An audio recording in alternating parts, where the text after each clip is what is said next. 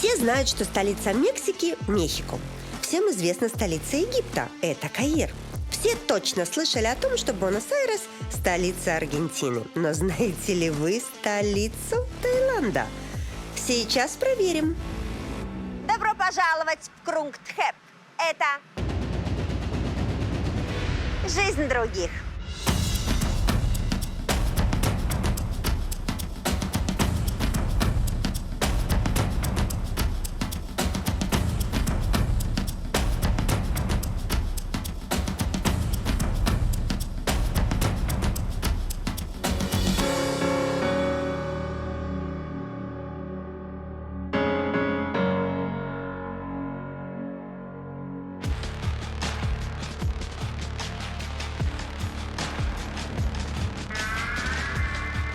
Наконец-то я добралась до одного из самых крупных и известных мегаполисов мира. Города, в котором снималось десятки известных фильмов. И было написано еще больше книг. Города, в котором, я уверена, бывали и вы. Ну, а кто в нем не был, то точно о нем слышал. И это знаменитый Крунгтхэп. Знаю, вам кажется, что я сейчас рассказывала какой-то бред. Ведь никто не знает, что это за Крунгтхэп такой, и никто в нем не бывал. Но все дело в том, что так местные называют город, который мы знаем под названием Бангкок. Да-да, друзья, это та самая столица Таиланда. Мало того, полное название города занесено в книгу рекордов Гиннесса как самое длинное в мире. Но его вы услышите немного позже.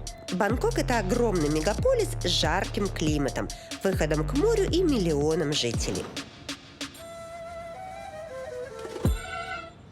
Если бы я была одной из этих миллионов, то могла бы родиться в семье Челиты. Тогда я постоянно ходила бы на работу, а муж бы отвечал за домашнее хозяйство. А может, я была бы пластическим хирургом, как Анучит. А зная тайцев, это значит, что клиентов у меня была бы уйма. Но больше всего мне бы хотелось быть шалео. Тогда я бы работала в небольшом местном ресторане и готовила самую вкусную еду в Бангкоке. Заведение у меня небольшое, но именно такие и любят все тайцы. И я еду готовлю традиционную. Ну, например, суп том-ям. С него у нас любят начинать день. Тайцы все умеют хорошо готовить, но делают дома это редко, потому что в ресторанах и вкусно, и, скорее всего, дешевле, чем приготовить самому. Покупка ингредиентов в супермаркете или на рынке, плюс потраченное на это время, плюс время на готовку. Все это не стоит затрат. Куда проще и выгоднее прийти и поесть в кафе. Вот я и решила дома не готовить, а прийти и все попробовать в ресторане. Да что там, у меня-то и дома в Бангкоке нет. Начну свою трапезу я с того самого блюда – том-ям. Это такой местный суп с морепродуктами или курицей на кокосовом молоке. Да вы и сами наверняка его пробовали. Дело в том, что я пробовала его везде, кроме его родины – Таиланда. Ну, теперь давайте я попробую описать его вкус. Он кисловат, сладковат, солоноват и определенно с остринкой. Короче, надо пробовать, тогда станет понятнее. Могу сказать одно. Это точно вкусно, но много не съешь. Кроме супов, тайская кухня – это еще рис и салаты. Но их чаще всего едят на обед или на ужин. Короче говоря, суп мне понравился. Поэтому я решила вернуться к шалею ближе к обеду и попробовать салат. А пока прогуляюсь по городу.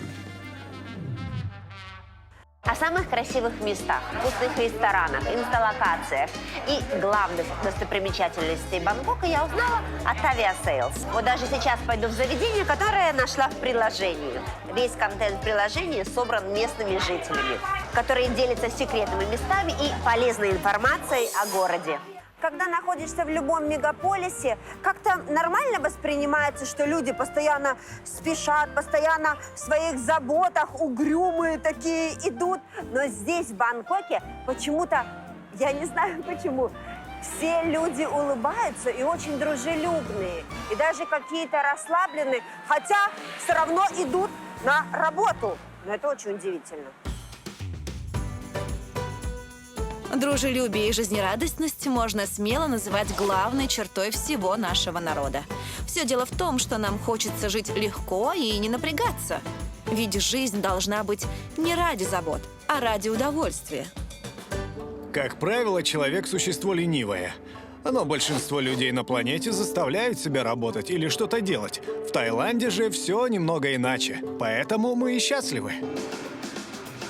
Теперь я не удивлена, что местный народ придумал для своего города самое длинное название в мире. Ведь пока лежишь на диване, надо чем-то заниматься. Кстати, полное название города на тайском языке звучит вот так.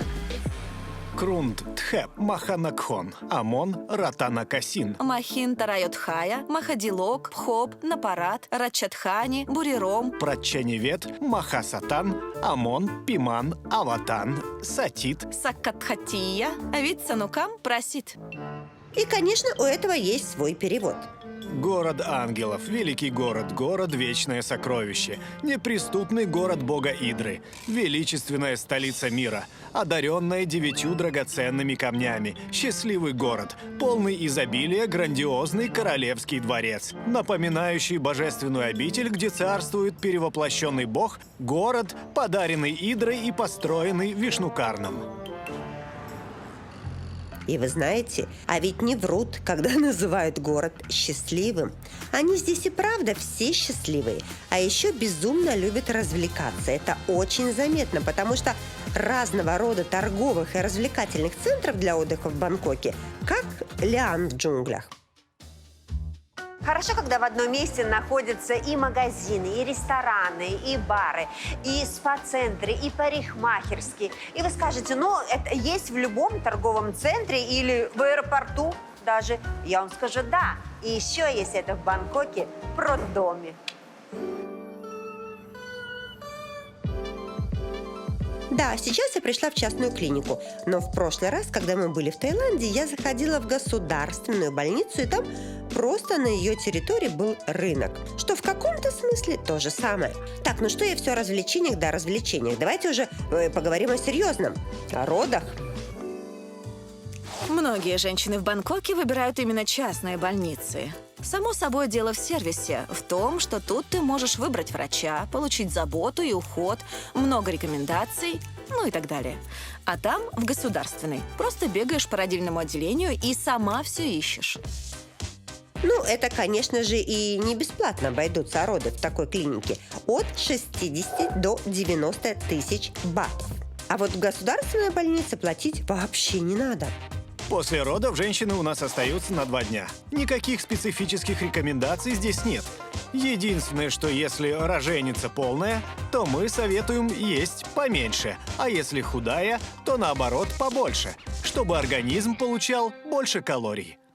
Больница оказалась, пожалуй, первым и последним местом в Таиланде, где кто-то беспокоится о калориях. Ведь достаточно было просто заглянуть в столовую обычной государственной школы, чтобы понять, что словом «диета» здесь не пахнет и никогда не пахло. Здесь у нас на выбор салат, рис, мясо, мясо-карри, таиландское карри, овощи, яичница, жаркое в соевом соусе, ну еще много всего. Мне понятны тут только яйца жареные. Такой большой выбор у вас, я хочу сказать. Так, куда ты еще любишь ходить, кроме столовой? В другую часть столовой. Давай, идем посмотрим. Мне нравится, говорит, а я люблю, говорит, есть тут, говорит, там рис, яйца, говорит, это мне не интересно, а тут картошка фри, сэндвичи. Видишь, все-таки вот все дети во всем мире одинаковые, а вы говорите, не ешь это, не ешь. Во всем мире дети любят эту, как говорят мамы, гадость. При всем этом обилии еды едят в местной столовой 1 раз в обед. А сама система образования довольно мне знакома. Учатся с 6 лет до 18, сдают общий выпускной экзамен и стараются поступить в вузы. Но вот принципы воспитания здесь устроены немного иначе. Если ребенок в школе себя плохо ведет, ему снимают баллы, с ним разговаривают, с родителями разговаривают. И уже если это все не помогает, то потом предлагают уже идти в другое место. И слава богу, потому что буквально несколько лет назад решали все абсолютно по-другому. Непослушных учеников били палками. Буквально 10 лет назад ввели закон, что бить детей уже нельзя. Но я еще помню, как меня в детском саду воспитательница отделала палкой за то, что я разбил вазу. Мне было года 4, так что для меня это была не палка, а настоящее бревно. Зато урок усвоил. Кстати, по секрету мне рассказали, что в провинциальных школах Таиланда еще остались, скажем так, учителя старой закалки. Но меня позабавило другое, что учителям тоже драться нельзя, а вот ученикам друг с другом пожалуйста. А ведь школа, куда я пришла, школа только для мальчиков. Ты мне скажи, у вас учатся только одни мальчики. Вы никогда не деретесь, я не знаю, не ругаетесь. Смеешься? Конечно, деремся и ругаемся. Постоянно. Ну, вас не наказывают за драку? Никогда не наказывают. Вот это красота! Подрался, и никто тебе ничего не скажет. Кстати, в личные дела детей здесь на самом деле вмешиваются редко. Даже родители легко и спокойно принимают решения детей, которые нашему человеку точно бы показались сложными. Жители многих стран мира предпочитают естественную красоту. А я знаю, что поможет вашему лицу быть идеальным без мейкапа. Натуральный зенопилинг.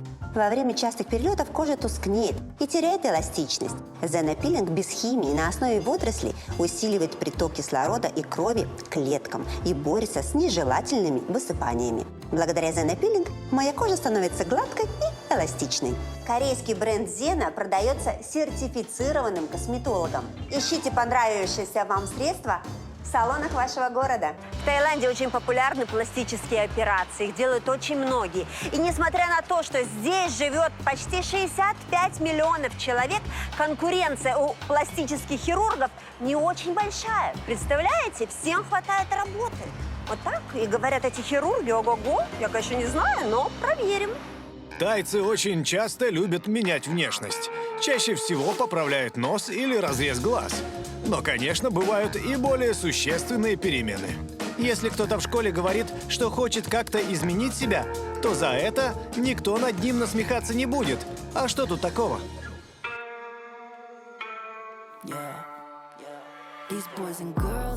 Вы наверняка уже не раз слышали и видели, что тайцы часто меняют не только внешность, но и пол. Поход к хирургу с целью сменить пол, кстати, это здесь вполне приемлемая социальная норма. То есть за это нет никакого осуждения от родственников или окружающих. Мой сын недавно решил, что будет делать операцию. У меня с этим никаких проблем. Это его тело, а значит и его решение. Но будет у меня теперь дочь, и что? Личность ведь он этим не изменит? Не понимаю, почему вы так удивляетесь. Иностранцы часто думают, что тайцы меняют пол ради проституции. Но это не так. Множество трансгендеров живут обычной жизнью и имеют обычную работу в банке, больнице или на рынке. Операции по смене пола здесь делают те же пластические хирурги, что и правят нос, грудь или разрез глаз.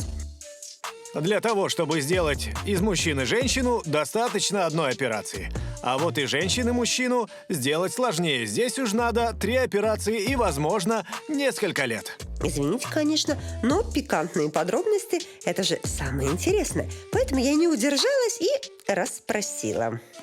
Ну, я вот сейчас, конечно, прошу прощения, да, сейчас что никто не слышал, просто вот я, конечно, хочу задать очень глупый вопрос. То есть вот половые органы мужчины, когда вот, ну, вот из женщины в мужчину переделываются, они работают, ну, нормально? Ну, то есть как у нормального мужчины или все-таки как-то по-другому? Чисто технически там стоит силикон. Но по ощущениям все совпадает на 99%. А размер клиент заказывает или вы как получится, так и сделаете? Это зависит от того, сколько кожи мы можем взять для имплантации. Она обычно берется с рук, там она более чувствительная. Ну то есть как получится, так получится. Вот у меня была бы проблема, видишь, такая худая рука, у меня была бы проблема с мужчиной такой стать. Если у мужчины будет секс с женщиной, которая раньше была мужчиной, то по физическим ощущениям он точно не поймет, что она трансгендер. Поймет только, если она ему об этом скажет прямо. Здесь же в кабинете хирурга я познакомилась с одним из клиентов, который тоже согласился ответить на пару вопросов. Но лицо показывать на камеру все же постеснялся. Ну скажи мне, а почему ты захотел переделаться?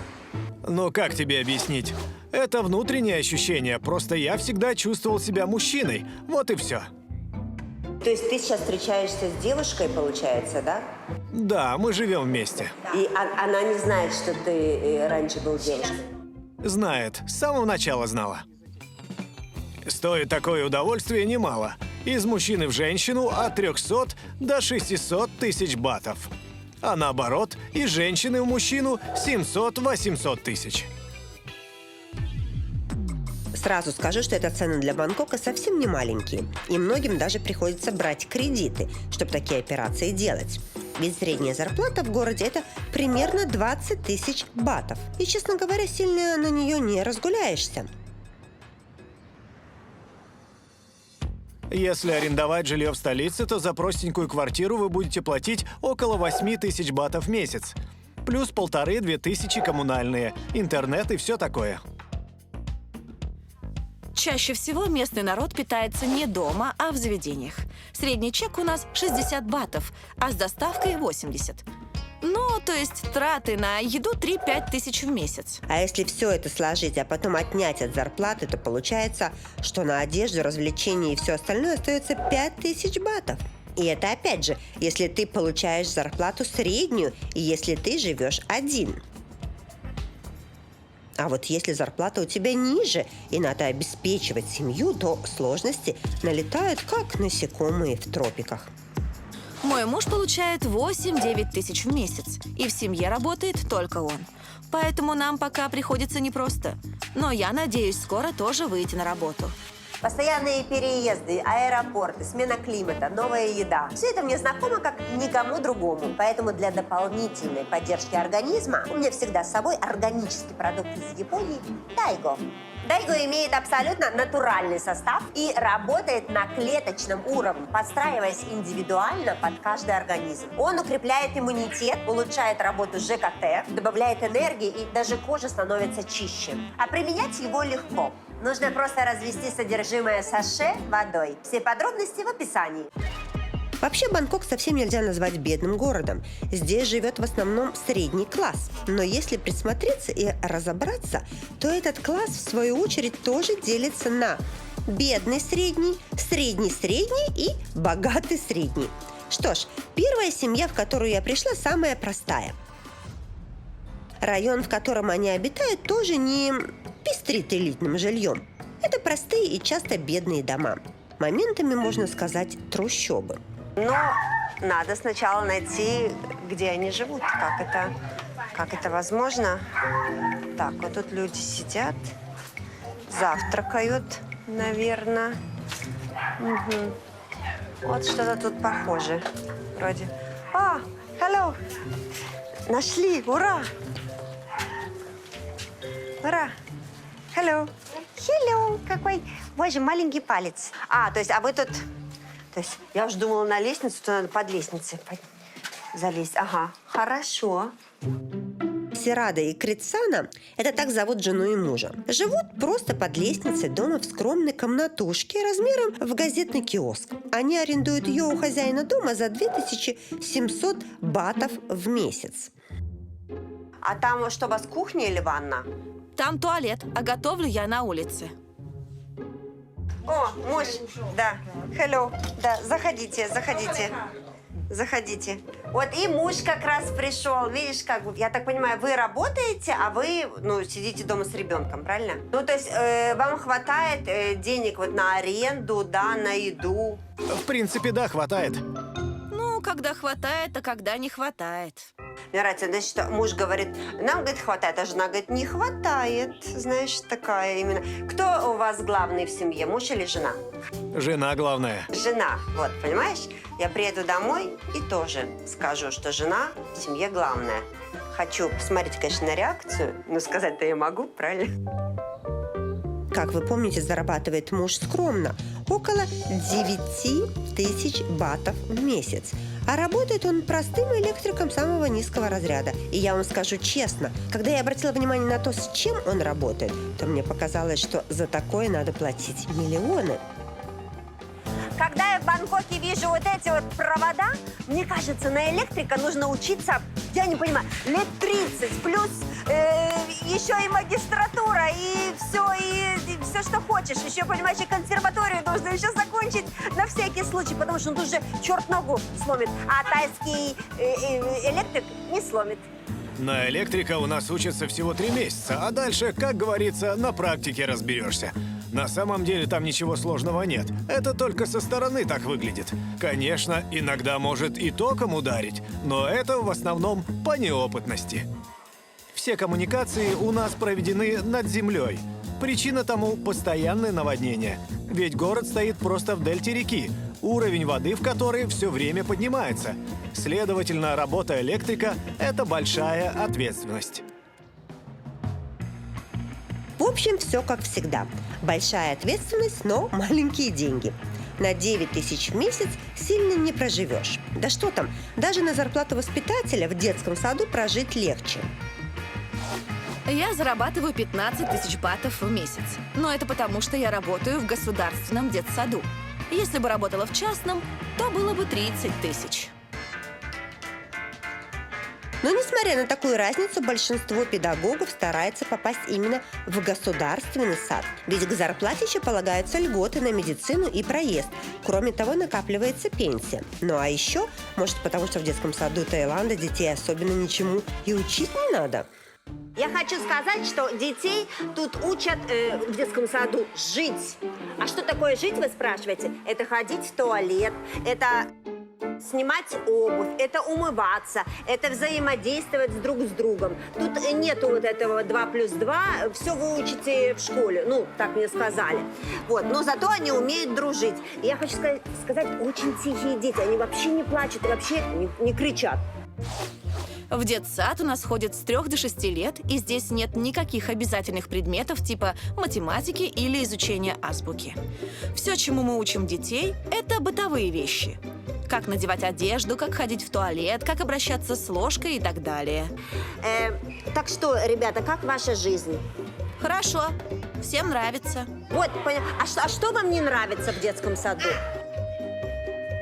Конечно, все нравится. Есть не заставляют, спать не заставляют, учиться не заставляют.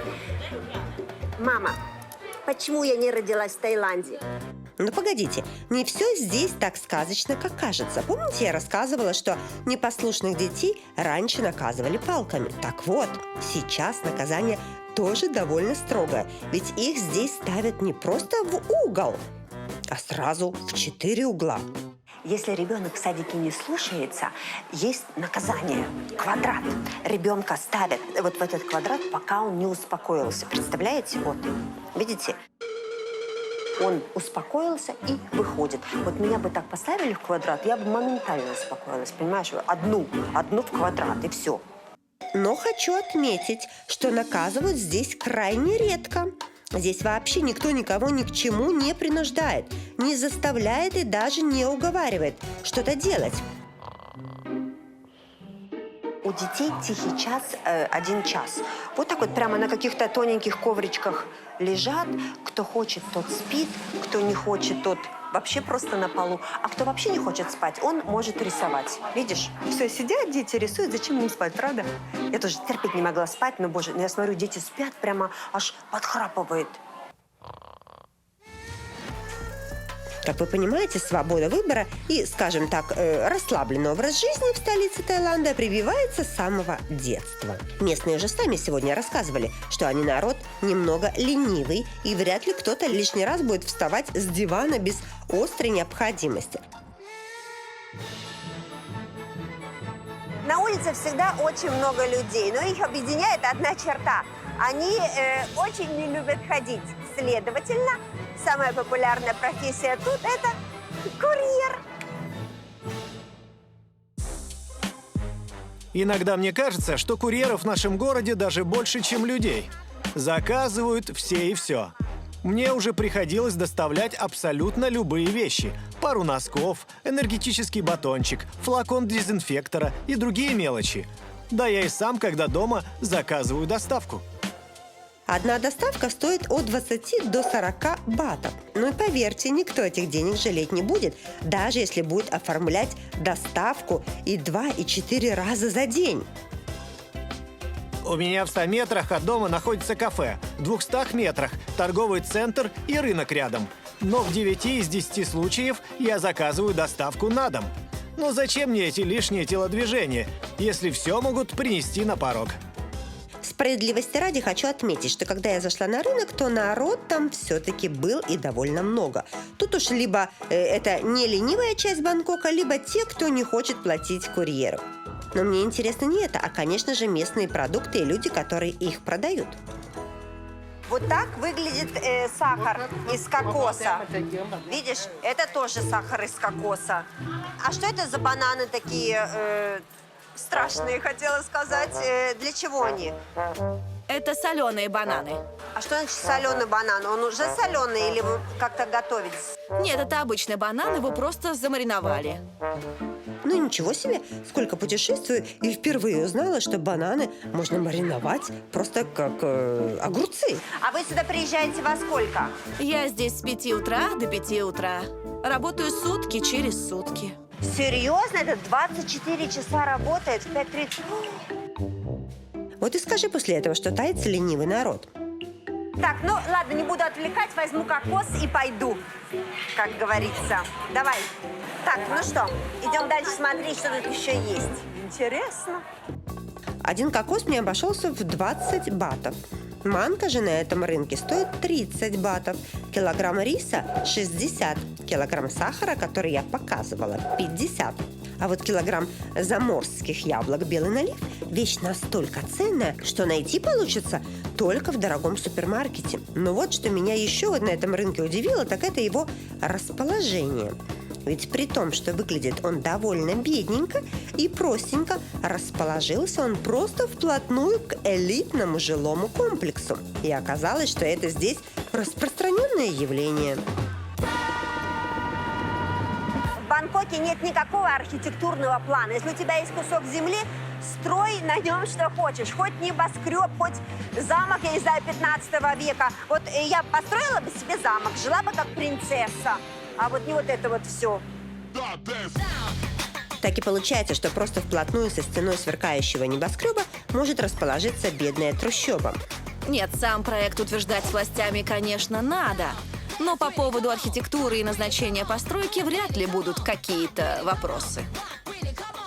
Как я уже говорила, в Бангкоке живет 3 средних класса – бедный, средний и богатый. Это видно и по разного рода застройке. Вот, например, моя подруга живет в довольно большой квартире вместе с семьей. Ее нельзя назвать богатой, но и бедной тоже. Словом, самый средний класс из всех средних. Приехала к своей знакомой в гости, чтобы узнать, как живут местные жители. Ехала из центра 1,5 часа. Адрес мне дали, я вот тут уже хожу. Вот адрес есть, вот, 428-87 дробь. Но тут одни какие-то магазины. Не знаю, кафе. Ну, хоть, знаешь, кофе написано, и то приятно. Идем, зайдем, по крайней мере, выпьем кофе, если не то. В итоге дверь мне открыла все-таки моя подруга Челита. О, привет! Привет! Боже! А я, слушаешь, иду, смотрю, кофе есть. Магазин у вас, да, или что? На 1-м этаже магазин, а на 2-м мы живем. А я иду, знаешь, думаю, дома нет. Только одни какие-то магазины и бары. Думаю, не туда приехала. Хоть магазин выглядит не маленьким, жилая площадь над ним куда меньше. Вся семья помещается в 2 комнатах. Это сама Челита с мужем, 2 детей и 6 собак. Так, подожди, объясни мне, а где у вас кухня? Прямо пойдем, покажу. А ты мне скажи, это ваш дом, вы снимаете его или вы купили? Это наш дом, я его купила. Да, то есть, ну это дорого стоит? 5,5 миллионов батов.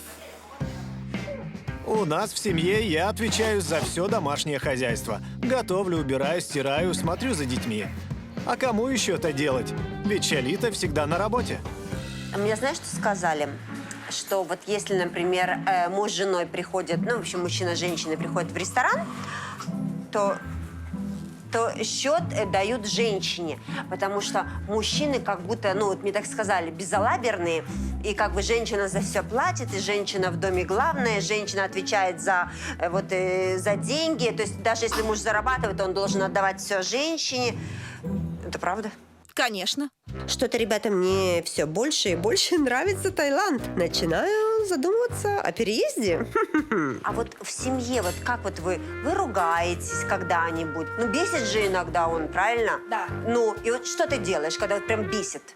Я разворачиваюсь и куда-то уезжаю. А когда успокоюсь, то вернусь, и тогда нормально поговорим. Господи, ну как ни посмотри, ну просто золотые люди эти тайцы, думала я, пока не узнала, какой здесь национальный вид спорта. Вы знаете, тайцы такие улыбчивые, такие миролюбивые, такие, ну, вот душки прямо. Поэтому я была очень удивлена, что национальный и любимый вид спорта у них это бокс. Так в жизни мы потому все и добрые, что у нас есть куда выплеснуть агрессию и спустить пар. Ведь на весь Таиланд только профессиональных боксеров около 10 тысяч. А просто любители, так, наверное, каждый третий. Ах, да, и, конечно, это не просто бокс, а тот самый тайский бокс, который от нормального отличается... Подождите, а чем же он отличается? В тайском боксе нет ограничений. Бить можно в любую часть тела абсолютно. Но при этом травматичность довольно низкая. Ведь он учит не только бить, но и правильно защищаться. Вот я всю жизнь занимаюсь, и ни одной серьезной травмы. Топовый тайский боксер – настоящая звезда. И за один бой он может заработать до 3 миллионов батов. Поэтому те подпольные бои, которые вы видели в кино, в наше время уже большая редкость. Они просто невыгодны. Ну, после активной тренировки надо бы хорошо поесть, чтобы восстановить силы. Да, я знаю, что я просто рядом с боксерами стояла, но я же, знаете, как переживала, а нервы, они ого-го, как сжигают калории. В общем, на обед я вернулась к своей старой подруге, с которой мы знакомы с самого утра. Мы с моей подругой сегодня готовим. Салат из папайи с крабом. Берите блокноты и ручки, начинаем записывать. Конечно, еда здесь просто вообще волшебная. Для приготовления нам понадобятся ингредиенты, которые есть в холодильнике любой хозяйки. Папайя, краб, сок тамаринда, помидоры, фасоль, лимон, острый перец и чеснок. Ну ладно, такой набор есть не у каждой хозяйки. Чеснок может быть и не у всех. И начинаем толкать. Пока ничего такого тяжелого нет. То есть даже я могу. А можно я попробую? Так, ну и что? Ой, это, знаешь, я всю жизнь мечтала сыграть Бабу-Ягу. Почему я сейчас об этом подумала, я не знаю, знаешь, как ступа. Так, Но, в принципе, хватит. молодец я, да? Да, прирожденный шеф-повар. Дальше добавляем рыбный соус, лимонный сок и немного сока тамарин. Наша заправка готова. Давай перемешивай. Знаешь, что мне интересно? Что всегда, когда я хочу помочь, мне все отдают и стоят, а я все работаю. Но, в принципе, для салата все готово. Осталось все это смешать с фруктами и крабом, а потом попробовать. Боже, ну выглядит и пахнет просто невероятно вкусно. Не могу дождаться, когда попробуем. Итак, тайский папайя-салат с крабом готов. Ну, я сейчас скажу, что я вообще не ем острого.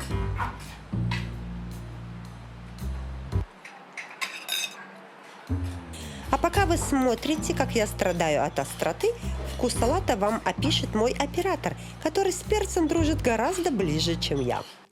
Нежное крабовое мясо потрясающе сочетается с чистым вкусом томатов черри. Идеально дополняется кислинкой тамаринда и фруктовыми нотками папайи. А в конце раскрывается неповторная пряность перца чили.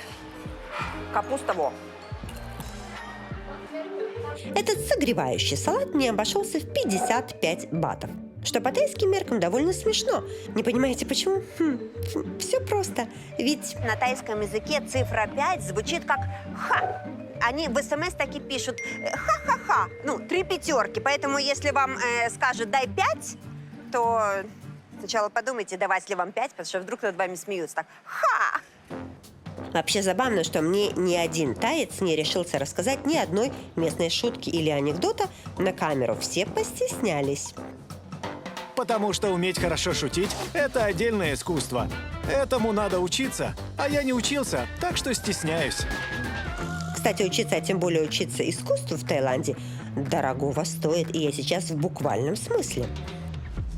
Самые престижные специальности в самом известном университете Бангкока – это специальности, связанные с искусством. Вообще на гуманитария поступить гораздо сложнее, а тем более на переводчика с корейского языка. Поступить в государственный университет в Бангкоке очень сложно. Огромный конкурс, представляете? Особенно на факультет гуманитарный. Вот так вот.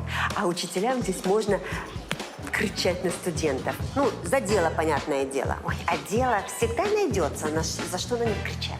Я вас умоляю. Обучение у нас всегда платное. Это примерно 20 тысяч батов за семестр, в зависимости от факультета. Только круглым отличникам расходы может покрыть государство. В одной из аудиторий университета я встретила пару молодых людей и решила, почему бы мне не расспросить их про молодую жизнь. Вот если вас идут вот на свидание, вот именно встречаются люди, кто там платит в ресторанах, в кино, кто вот за это платит? Чаще всего пополам платят. Мы же студенты, народ бедный. Но мы с парнем сначала пополам платили, а потом начал платить он, когда уже начали встречаться. Если честно, большинство моих друзей вообще в отношения пытаются не вступать, так как это дорого. Денег у нас мало, а даже на свидание сходить – это уже затраты. Ведь по улице не погуляешь, там очень жарко, и если идти, то только в торговый центр или на дискотеку. А у вас есть мечта? Вообще, вот как вот вы себя представляете вот лет через 10, вы уже закончите университет? Откровенно говоря, после учебы я бы хотел эмигрировать. Я хочу выучиться, стать хорошим переводчиком корейского и переехать в Южную Корею. А то есть вы хотите уехать отсюда, вы не хотите тут оставаться жить? Да, здесь за все надо платить, при этом от государства никакой помощи не дождешься. Поэтому все хотят в Корею, там жить легче. Удивительно, конечно, до того, как я поговорила с молодежью, здесь на жизнь никто не жаловался. Но я знаю, где искать истину. Как говорится, если хочешь знать все о местной жизни, спроси у таксиста. Кто я? Не, я не жалуюсь. Чего мне жаловаться? У меня все хорошо, у меня все четко. 25 батов за 2 километра. Собираю до 1000 батов в день. Налогов нет, лицензия не нужна, шлем не обязателен. Права получил и все. В Бангкоке очень популярно такси. Вы скажете, Жанна, это везде популярно, а я вам скажу, что в Бангкоке, чау, это мода такси. Садишься, шлем не нужно, сейчас надо только залезть. Подожди, сейчас, секунду. Господи, как мне это сделать? Ой, о, я могу, все, шлем не надо, ничего не надо. Чау. Я хочу нормальное такси.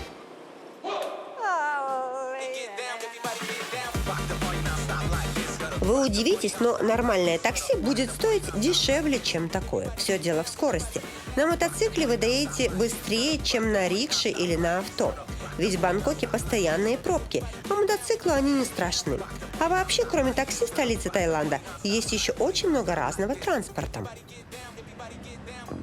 Трамваи, паромы, лодки, автобусы с кондиционером, автобусы без кондиционера, рикши, надземное метро, подземное метро. Вроде ничего не забыл. Надо сказать, что общественный транспорт здесь не очень дешевый. Его стоимость зависит от количества остановок. Например, проезд в метро стоит от 15 аж до 100 батов. А если ты захотел свое авто, то это тоже удовольствие не для бедных. Все импортные автомобили облагаются очень высоким налогом. В итоге их стоимость может превышать в 2-3 раза стоимость такого же авто в соседней стране. А цена обычного седана среднего класса доходит до 3 миллионов батов. А если ты все-таки нашел в себе силы выложить такие деньги, то по местной традиции авто надо еще... Нет, не застраховать, а осветить у монахов. Тайцы верят, что если я или другой монах осветит их авто и нарисует специальный символ на машине, то они защищены. На практике, конечно, часть из них, бывает, попадает в ДТП, но остаются живыми. А если бы не осветили, то кто знает, может и погибли бы. Но если уж погиб, то извини, надо уметь нормально машину водить. На мой вопрос, сколько стоит такое удовольствие, мне ожидаемо ответил, кто сколько даст. Но от себя я скажу, что в Бангкоке, как и везде, за все надо платить. А если хочешь жить хорошо, то платить надо еще больше. В подтверждение этому я вам покажу квартиру, в которой живут представители того самого богатого среднего класса, о котором я уже рассказывала.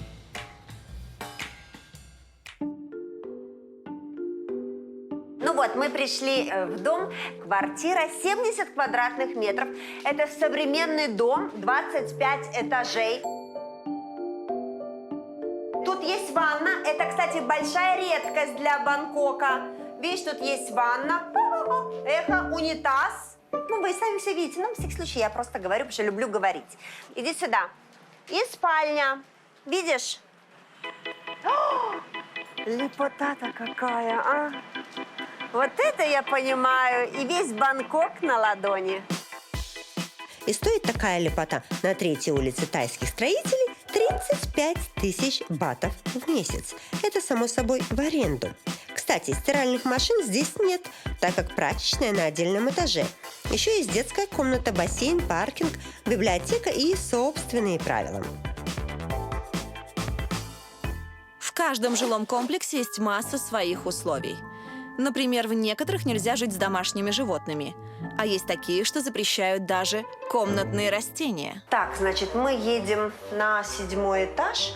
Кстати, я хочу сказать, что вот в современных домах нет 13-го этажа. Представляете, есть вот 12-й, 12А и 14-й. Потому что 13 обозначает по-тайски привидение. Ну, кто хочет этаж привидения? Никто. Кстати, у меня подруга жила на 13-м. Такая противная была. Может, поэтому... Вы, наверное, подумали, зачем это нам на 7-й этаж? Мы же уже квартиру увидели. А все просто. Дело в курьерской доставке. В каждом доме есть место, где курьеры доставку оставляют. Поэтому вот есть место, они приехали, еда, посылки, все, что хочешь, все остается здесь, понимаешь? Потом ты уже приходишь и забираешь свою еду, идешь себе домой есть. Очень удобно. Если вы мечтаете о такой или любой другой недвижимости в Таиланде, я рекомендую компанию J&A Agency. Это квалифицированное сопровождение любых сделок с недвижимостью в Бангкоке и Паттайе. Причем как покупки, так и долгосрочной аренды. Также вам помогут сделать любую визу, переехать и перевести бизнес, а еще с оформлением и переводом всех документов. Да и просто спланировать незабываемое путешествие по Таиланду. Подробная информация в ссылках под этим видео. Такое жилье, конечно, может позволить себе далеко не каждый, тем более люди на пенсии. Пожилой народ здесь чаще всего продолжают работать до самого конца жизни. И старичков можно увидеть торгующими всякой мелочью вдоль дороги. А у вас есть семья, жена, дети, внуки? Нет, детей у меня нет, так как я трансгендер. А парень у меня был много лет, но мы уже разошлись. Все же правду мне говорили, что здесь никто не стесняется смены пола. Вот просто так, как бы, между прочим, взял и рассказал об этом незнакомому человеку. А вы давно на пенсии? Больше 20 лет. А, так уже давно. И вы все время вот продаете червяки? Да-да, съедобные. А кто жарит этих червяков? Я сам их готовлю. Какие-то выплаты вот на пенсии в Таиланде есть людям? Мне платят 600 батов в месяц. Это стандартная пенсия, но этого очень мало. Поэтому я иду сюда и здесь зарабатываю еще 1015. В принципе, почти все на пенсии у нас чем-то занимаются. Чаще всего это продажа лото. Лично я продаю лотерейные билеты. Народ у нас играть любит, а для меня это просто и легко. Ведь весят они немного. Приноси сколько хочешь. Вот мне интересно, если вот у вас была бы возможность вернуться, там, я не знаю, в молодость, вы бы что-то изменили в своей жизни? Абсолютно нет. Ничего бы не поменял. А когда вы были более счастливы, раньше или сейчас на пенсии? Сейчас я точно счастливее. Когда ты в пожилом возрасте, то ты уже ни от кого не зависишь и ни за кого не отвечаешь. Ты не ставишь перед собой нереальные амбициозные цели. Ты просто живешь для себя и получаешь удовольствие. А еще знаешь, что сделал многих людей счастливыми, и когда придет твое время, то они с уважением проведут тебя в мир иной.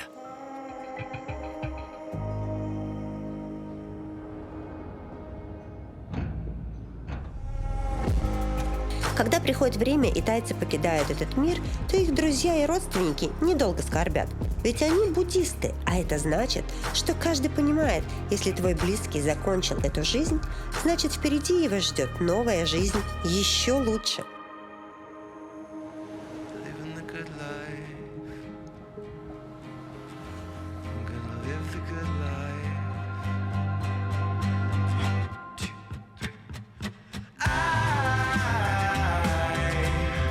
I wanna get lost tonight. Get on a one-way flight and start living the good life. Well, let's get lost tonight.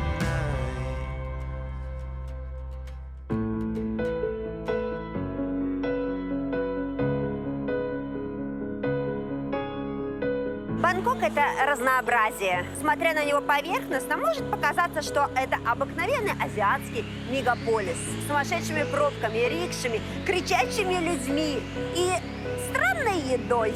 В принципе, все это здесь есть.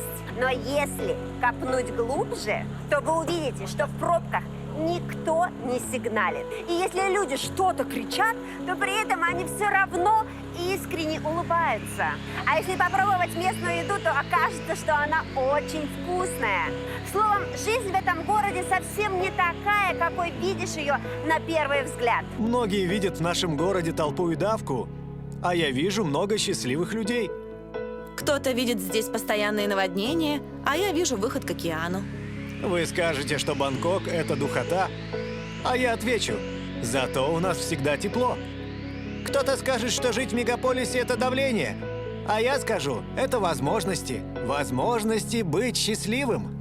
Знаете выражение «каждый видит то, что хочет видеть»? Так вот, если говорить о Бангкоке, тут можно смело сказать, что каждый его житель имеет ту жизнь, которую он хочет иметь. Какой бы она ни была, для нас она все равно всегда останется жизнью других.